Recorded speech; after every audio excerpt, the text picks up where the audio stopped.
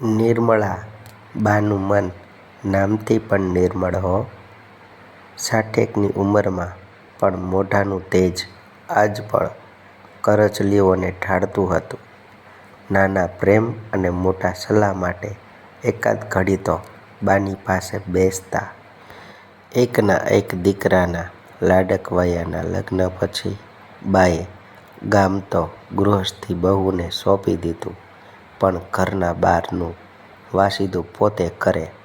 મીઠા જાંબુ, ખાટા સૈતુર, કાટાળી બોરડી તો નાની એવી રોયણ પણ ખરી.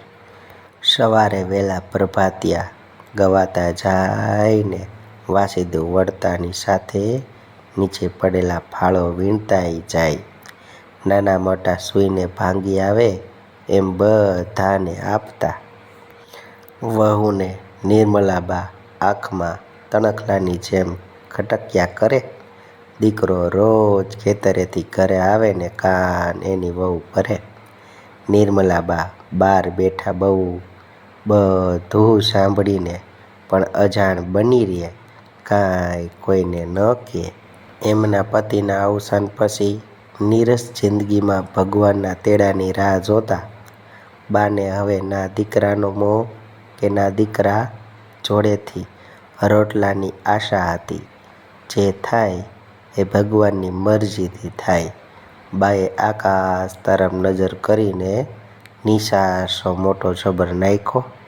દીકરો બહુ બળદ સાથે ગાડું જોડવા લાગ્યો. બહુએ ફાટેલું ગોદડું, અડધો મણ બાજરી ને 2-4 વાસણો મૂક્યા. બા આછા અજવાળામાં ઝીણી ઝીણી નજરે એ બધું જોઈ રહ્યા હતા. દીકરો તો આવ્યો ને એને કીધું, ચાલ માં, બેસી જા આ ગાડામાં. હું હવે તને આ ઘરમાં નહીં રાખી શકું. આ ઘરમાં હવે તને નહીં રાખું એમ કીધું. બા તો સટાક કરતા બેસી ગયા. ગાડામાંથી બધું નીચે ઉતાર્યું. ગાડા બેસી નીચે નજર આ બાને કહ્યું, બેટા, તને મારી બહુ ચિંતા છે હો. છતાંય જો એની બા એ દીકરાને કહે છે, એટલે તે મારા જરૂરતનો બધો સામાન મને આપ્યો, પણ તારી આ માને માફ કરજે. હું આ બધું નહીં લઈ જઈ શકું. આંખમાંથી અંગારા વરસાવતી બાયડી સામે એક નજર કરી દીકરાએ ગાડું આગળ હંકાર્યું. ગામથી દૂર એક વનવગડામાં તે ઉતારી દીકરો પાછો વળ્યો છે. ઘનઘોર અંધારામાં મા બાને કંઈ દેખાતા ત્યાં બેસી ગયા છે.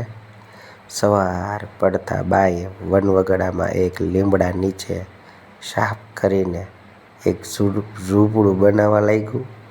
નાની સરખી ઝૂંપડીને શાનથી લીપી લીધી છે. એક તૂટેલા ઢીબરામાંથી પાણી ભરી લાવ્યા છે પોતાના પીવા માટે. સૂકા છાના લાવીને ચૂલો સળગાવ્યો છે. તાવની પાળે ઊભેલા ઘઉંનો લીલો પોક ભાડમાં શેકીને ખાધો. ધીરે ધીરે બા તો સમય પસાર થવા લાગે છે. સમય વયો જાય છે. બા રાજી ખુશીથી વનવગડામાં ભગવાનના સરસ મજાના ભજનો કરે છે.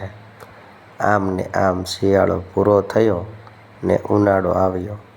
લુઈ વાઈને સૂર્યદેવ અંગારા વરસાવે. ઉનાળો રોજ ખુશાલ બાને જોવે ને એમનું મન મૂંઝાય. એક દિવસ ઉનાળે બાને કીધું, હે બા, તમને ઉનાળો ગમે ખરો? આ ઉનાળો તમને કેવો લાગે બા? અને બાએ તો કીધું, હા, મને ઉનાળો ગમે. કેમ ન ગમે? એની સડસડાટ કરતો પવન વાય છે ને ધગધગતી આ ધરતી સોના જેવી સુંદર લાગે છે. ખેતરમાંનો નજારો જાણે હીરાની જેમ ચમકી રહ્યો છે. આંબો તો નાના મોટા ને કેરી આપી જાણે અમૃત આપી રહ્યા છે. આ બધો ઉનાળાનો પ્રતાપ છે. એટલે ઉનાળો મને બહુ ગમે હો. સારો લાગે ઉનાળો, એમ બા બોલે છે. આ સાંભળતાની સાથે જ ઉનાળો રાજીના રેડ થઈ જાય છે. અને હવે તો ધીમે ધીમે ઉનાળો પણ વયો ગયો. સમય જતાં વાર ન લાગે મિત્રો. દિવસો પસાર થઈ ગયા. ચોમાસું બેસે.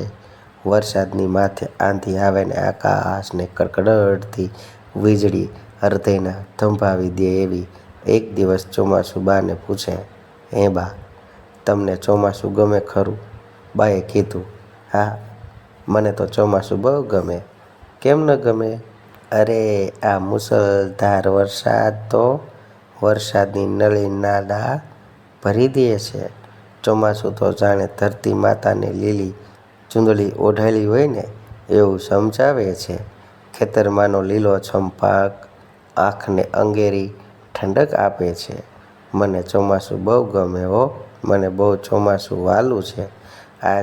આ સાંભળીને ચોમાસું પણ ખુશ થઈ જાય છે. સમય વીતતા વાર લાગે મિત્રો, વાત કરતાં વાર નથી લાગતી. સમય જતાં શિયાળો આવે, લોહી થીજવી દે.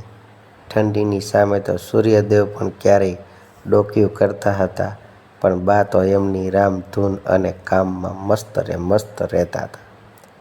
આ જોઈ શિયાળે બાને પૂછ્યું, "બા, શું તમને આ શિયાળો ગમે છે?" બાએ તો જવાબ આપ્યો, "હા, કેમ ન ગમે મને. આ ઠંડી હવા તો જાણે સીધી સ્વર્ગમાંથી આવી રહી હોય.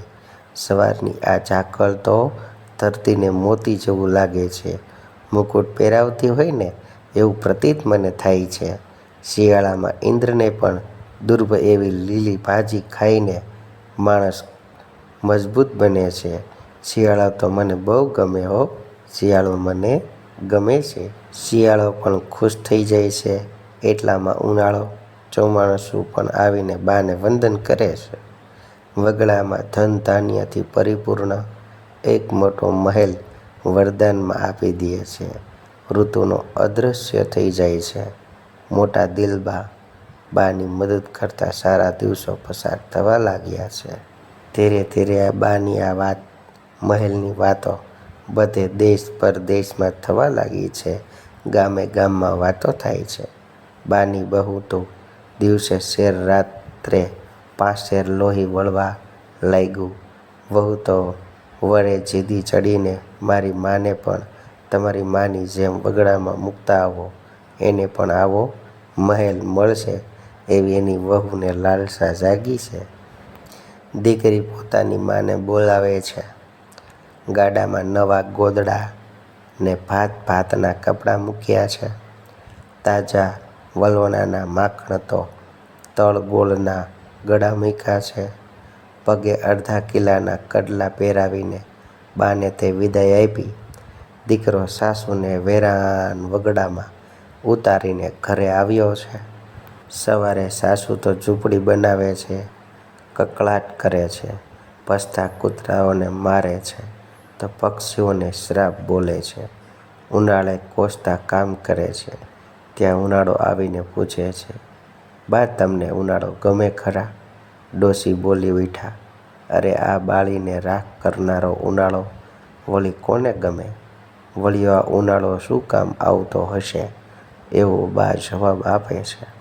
સમય પસાર થતાં ચોમાસું આવ્યું ને ડોશીને કહ્યું, "બા, તમને ચોમાસું ગમે ખરું?" ડોશી બોલી ઉઠ્યા, "અરે, આ કાદવ કીચડ કરનાર ચોમાસું વળી કોઈને ગમતું હશે ખરા? આ વળ્યું ચોમાસું શું કામ આવતું હશે?" એમ બા જવાબ આપે છે. સમય જતાં શિયાળો આવે છે. ડોશીને પૂછે છે, "બા, તમને શિયાળો ગમે ખરો?" ડોશી બોલી ઉઠ્યા છે, "અરે, ઠંડીથી હાડકાંથી થીજવી જનારો આ શિયાળો કોઈને ગમે ખરો? વળ્યો આ શિયાળો." એવો આ ડોશીમાં જવાબ આપે. બા જવાબ આપે, "શિયાળો શું કામ આવતો હશે?"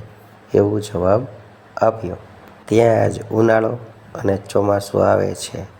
ડોશીને શ્રાપ આપીને એક ગધેડી બનાવી દે છે. શું બનાવી દે? ગધેડી. ગધેડીના રૂપમાં ડોશી આમ ને તેમ લોકોના ધોખા ખાય છે ને ભટકે છે. આ બાજુ વહુ એની માને ગોતવા માટે નીકળે છે. વગડે આવીને માને પણ મહેલ મળ્યો હશે એવી આશાથી આમ તેમ ભટકે છે. ક્યાંય મહેલ દેખાતો નથી. ત્યાં જ પાછળ આવીને ગધેડી ઊભી રહે છે. પગમાંના અડધા કિલ્લાના કડલા જોઈને તરત બહુ ઓળખી જાય છે કે આ મારી મા છે. છાતી ઘૂંટીને બહુ ગધેડીમાં એ દોરીને ઘરે લઈ જાય છે. ગધેડી સ્વરૂપે એને ઘરે લઈ જાય છે. અહીંયા વાત પૂરી થાય છે. મિત્રો, નિર્મલાબા છે એ પછી શિયાળો હોય, ઉનાળો હોય કે ચોમાસું હોય, જે પરિસ્થિતિ હોય તેમાં રહેનારા હતા. કારણ કે આજના સમયમાં જે કાંઈ ભગવાન આપ્યું છે તેમાં આપણે રહેવું પડે, જેવો સમય હોય તેવો. કારણ કે તમે વધારે લાલચ કરો છો તો તમે હોય એ પણ ગુમાવી દો છો. એ સત્ય છે. આ વાર્તા તમને ગમી હોય તો શેર કરજો, વધારે પહોંચાડજો. જય સીતારામ, જય સીતારામ, જય સીતારામ.